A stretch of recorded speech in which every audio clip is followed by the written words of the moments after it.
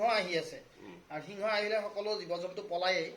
আৰু ৰাহুল গান্ধী আহি আছে গতিকে এতিয়া সিংহৰ আগমন হৈছে সেই বস্তুটোৱে যে এই যে কংগ্ৰেছ দলটো তেওঁলোকে যে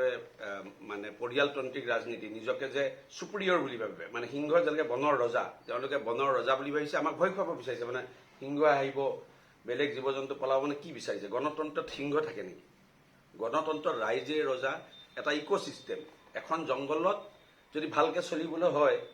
সকলোৱে সমান অধিকাৰত চলিব লাগিব ইয়াত যদি ৰাহুল গান্ধী সিংহ হৈ যদি বেলেগক মাৰিব বিচাৰিছে আমাক দাবী ধমকি দিব বিচাৰিছে যেনেকৈ যোৱা 70 বছৰ অন্যায় কৰিলে সেয়া যদি আকৌ কৰিব বিচাৰিছে আমাৰ ক'বলগীয়া নাই কিন্তু এইটো হ'ল তেওঁলোকৰ যিটো পৰিয়ালকেন্দ্ৰিক মানসিকতা ব্লু ব্লাডেড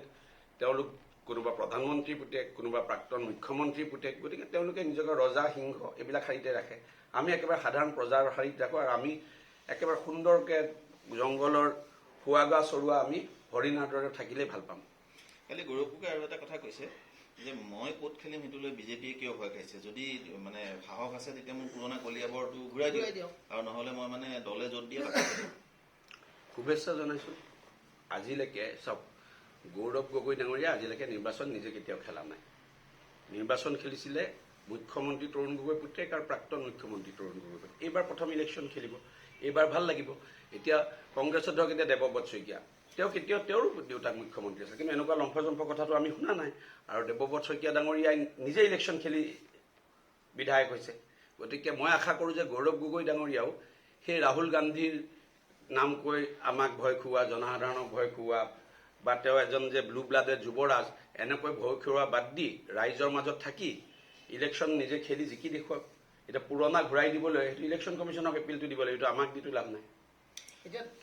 দেখা গৈছে কংগ্ৰেছৰ পৰা তেওঁলোকৰ জ্যেষ্ঠ নেতা কিছুমানে এতিয়া পদত্যাগ কৰিব দিছে অপূৰ্ব ভট্টাচাৰ্যই এতিয়া যোৱাকালি এক্সত কৈছে যে তেওঁ টালি টোপোলা বান্ধিছে ইলেকশ্যন কমিটিত নাৰাখিলে সেইকাৰণে তেওঁ মানে বৃহস্পতিবাৰ মই তেনেকুৱা নাভাবোঁ অকল ইলেকশ্যন কমিটি বুলি নহয় মই যিমানটো অনুমান কৰোঁ যে এই কংগ্ৰেছ দলটোত কোনো খিলঞ্জীয়া মানুহ বা ভাৰতৰ মূল সুঁতিৰ কোনো মানুহ এটা সময়ত নাথাকিবগৈ কিছু মানুহ এতিয়া থাকিব দেখিব MP ইলেকশ্যনৰ পিছত সেইখিনিও নাথাকিবগৈ কাৰণ এই দলটো কমপ্লিটলি আপোনাৰ প্ৰব্ৰজনকাৰী মিয়া বাংলাদেশীৰ হাতত গুচি গৈছে গতিকে আজিও কংগ্ৰেছত থকা খিলঞ্জীয়া বা ভাৰতীয় ব্যক্তিজন কালিলৈ বিজেপিৰ ব্যক্তি আৰু অন্য এটা প্ৰসংগ সুধিব লৈছোঁ আপোনাৰ